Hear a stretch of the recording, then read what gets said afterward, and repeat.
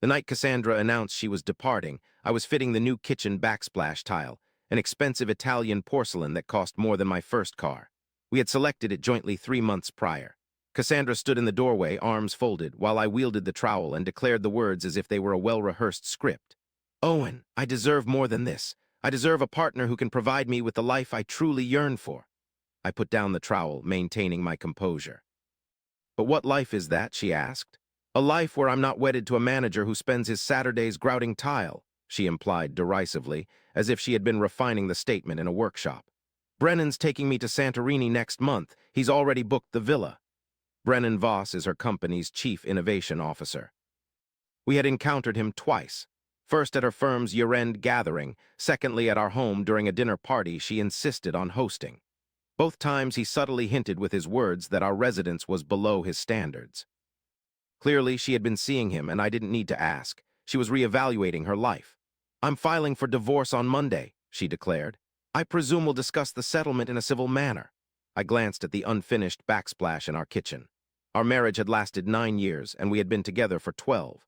I had stood by her during business school, through her startup ventures when she worked tirelessly, and then again during the transition to corporate when her company failed. Now she earned a 6-figure salary, while I made $70,000 as an operations manager at a logistics firm. "Yes," I replied, "we can negotiate." She seemed surprised, perhaps expecting outrage or pleading. "My lawyer will reach out to yours." "Very well," she said before leaving, taking only 2 suitcases with her. I completed the backsplash alone that night. You aren't warned about the unique aspect of betrayal. The initial shock secludes you for 3 days. During this time, you seem to watch your own life unfold like a movie. On Monday, I went to work and responded to emails, approved purchase orders. Yolanda, my assistant, asked if I was all right, and I lied about having a cold. The following Tuesday, I received an email from Cassandra's attorney. It was from Daphne Coldwell, a senior partner at Morrison & Associates. The letter outlined her stance, including the equitable division of assets, her keeping the house due to her ability to maintain the mortgage, and a time frame for me to remove my belongings. I forwarded it to my attorney. Interestingly, I had hired an attorney 8 months prior, not because I suspected anything specific, but because I'd begun observing peculiar patterns. Cassandra would arrive home late with justifications that were plausible enough, and she started wearing new lingerie I hadn't seen her wear around me. Observing an unexpected increase in privacy habits, regular password updates, phone always turned face down, and locked bathroom door during showers. Behaviors that don't typically raise my suspicion, but caught my attention given my background in logistics. Recognizing patterns and identifying system anomalies is part of the job. So when these instances accumulated, I sought advice from Raymond Cho, a family law attorney recommended by my college roommate following his divorce. In our initial conversation, he inquired about a prenuptial agreement. "Yes, we have one," I responded. She had been adamant about it before our marriage.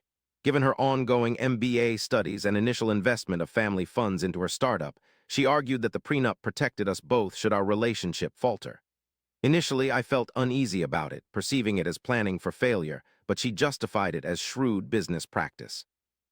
Raymond requested to review the agreement, which I emailed him shortly after our meeting, and he contacted me 2 days later. She mentioned that the document was a gift, drafted when she held assets and earning potential while you had none. It includes an unwavering infidelity clause. If either party is involved in extramarital affairs, they forfeit any marital claims. During the marriage, she seemingly secured most assets. She suggested, "If I don't have evidence of your affair, we should probably obtain some if you truly want to safeguard yourself." I was indeed serious. The process of gathering evidence took 6 months. Raymond introduced me to a private investigator named Teresa Lim, a former police detective specializing in domestic cases. I funded her initial fee from an unknown to Cassandra savings account. My grandmother had left me $30,000 upon her death, money I'd set aside instinctively. Teresa was thorough. She traced Cassandra's activities, compared them with Brennan's calendar, obtained from his poorly secured assistant's email, and began constructing a timeline. In our second encounter, she showed me how to collect legal evidence. "Do you share a phone plan?" she questioned. "Indeed, and you can retrieve those records, all of them legally." I obtained 2 years of cell tower data, text message logs, and call records. The communication with Brennan's number stood out as intensifying over the past 11 months, especially in the last 6 months, she pointed out. As we shared an iCloud family account, I had access to her automatic photo backups. I downloaded 19 months of metadata, including dates, times, and locations. This data revealed unfamiliar restaurants, hotel check-ins, weekend trips, allegedly work conferences, credit card transactions, and household expense joint account statements. There was a distinct pattern in the charges: a second lease for an apartment in Harbor District, furniture deliveries, and utility bills for an unrecognized address. Confirming my suspicions, Teresa verified the existence of the additional address after running it. The leaseholder seeks to identify who was visiting her apartment. We didn't monitor the property, as it would have been legally dubious, but it wasn't necessary. Credit card statements provided the narrative: grocery deliveries, wine subscriptions, charges at restaurants near that address on claimed late work nights. By the time Cassandra vacated, I had 19 months of credit card statements detailing secret apartment text message metadata showing regular contact with Brennan, cell tower data confirming their consistent locations, photo metadata from her cloud account placing her at his house on weekends, which she claimed were work trips. Airline records, drawn from our shared rewards program, showed that she had flown to the same cities as Brennan on 4 separate occasions. Upon reviewing everything during our meeting the day after Cassandra departed, Raymond concluded, "This is more than sufficient documentation." He added, "This constitutes financial fraud. She's been using marital funds to sustain a second residence and relationship." The infidelity clause in our prenuptial agreement enables us to disallow her access to any marital assets. However, these credit card statements provide grounds for a lawsuit seeking reimbursement. The total amount spent on the apartment lease, furniture, travel, and entertainment connected to the affair over 19 months amounts to approximately $340,000. This realization left me not feeling satisfied or vindicated, but rather with a chilling clarity that the woman I had loved was embezzling from me for her escape plan. What should we do next? We wait for her to file, and then counter with all our evidence. Daphne Coldwell's office contacted my office line on Thursday, being both professional and courteous. They proposed scheduling a mediation session to manage the division of assets without involving the court unnecessarily. I scheduled it for the following Tuesday while Raymond and I prepared 4 boxes of bank statements, each document categorized and referenced. Cassandra, seated next to Daphne in a new Navy suit, had compiled a 60-page argument for our rebuttal. The mediation occurred within Morrison and Associates' luxurious conference room, boasting floor-to-ceiling windows offering a panoramic view of the downtown skyline. Cassandra exuded confidence and composure as Daphne initiated the discussion.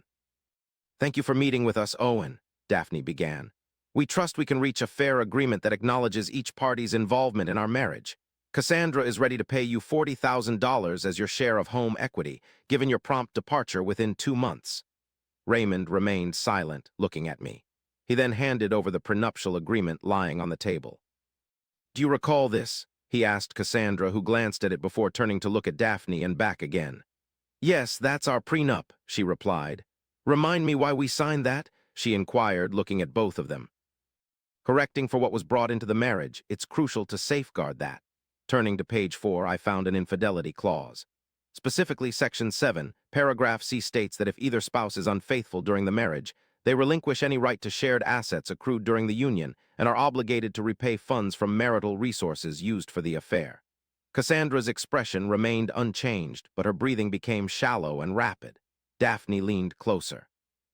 "Mr. Hendricks, if you're claiming infidelity, you must present convincing evidence." Raymond moved the first banker's box towards us. Inside were credit card bills, joint account statements, 19 months of charges for a second apartment in Harbor District, including rent, furniture, utilities, and recreational expenses, all funded from marital funds. The second box contained text message logs and call records from our shared phone plan, daily communication with Brennan Voss beginning 11 months ago. Third container, cell tower data and photo metadata from Mrs. Hendricks's cloud account, demonstrating her presence at Mr. Voss's residence on 17 distinct occasions when she asserted business travel.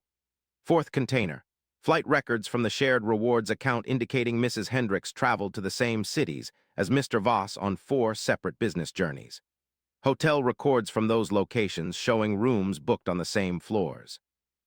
The room fell silent, Cassandra fixed her gaze upon the containers, regarding them almost like explosives. Daphne opened the initial container, glanced over the top document, the apartment lease, flipped through the credit card statements, her professional demeanor wavering slightly. "These are from a joint account?" "All charges," Raymond verified. "Mrs. Hendricks utilized marital funds to set up and sustain a residence for the purpose of carrying on an affair. According to the terms of the prenuptial agreement she drafted, she has no right to marital assets. Under the state's legal framework, your client has justification to file a lawsuit for complete restitution of funds utilized in supporting the affair. Our estimated amount, $340,000, Cassandra asserted emphatically. "This is ludicrous. And you went through my phone, my accounts?" I replied. "Our shared phone plan, our joint credit card, and our shared cloud account. Anything I accessed, I have a legal right to access." Raymond maintained his composure. "All information obtained legally admissible in court." Daphne closed the case file. "Regarding your client, she had the look of a lawyer discovering her client has been dishonest. Did you reveal these details when we discussed your case?" Cassandra's mouth gaped, then shut. "I didn't think he knew." "That's not what I asked," Daphne reiterated. Pause. Daphne turned to Raymond. "What are your suggestions, Mrs. Hendricks voluntarily renounces any rights to shared matrimonial possessions such as the house, vehicles, retirement funds, and joint savings. In return, we'll diminish our recoupment claim to $200,000, offering a 40% discount, and permit her to pay it off in 5 years with a reasonable interest rate. If we decline, we will file a comprehensive counterclaim in court." Mrs. Hendricks's employer discovers she had an affair with a senior executive during work hours, utilizing company resources. The IRS uncovers that she has been falsely claiming deductions on a lease for a property that serves as her personal residence. Consequently, we persist in demanding the complete $340,000 recoupment plus legal expenses. Cassandra rose, exclaiming, "You vile, calculating scoundrel." I then turned to look at her, taking a close look at her. "You claimed you deserved more. You deceived me for 19 months, stole from me, and orchestrated your departure while I installed the backsplash you chose." She assured that he didn't forget anything on departure. She exited the room. Daphne collected the packages. "I must go over all this with my client. I'll get back to you." They reached an agreement 8 days later.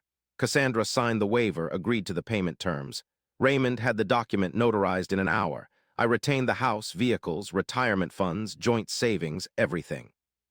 The divorce was finalized 6 weeks later without any issues regarding the infidelity clause in the prenup, which was enforced amicably. Brennan Voss separated from Cassandra's firm 3 months following our divorce finalization. I didn't inquire about the reason. However, Teresa casually mentioned that his wife, who I hadn't been aware of, had filed for divorce 2 months after our mediation sessions. It seemed she had hired her own investigator, and Cassandra moved to Denver. Her LinkedIn profile indicates she's handling project management for a startup. I seldom visit the house, yet it remains my home. The Italian porcelain backsplash indeed looks stylish. I'm content with its completion.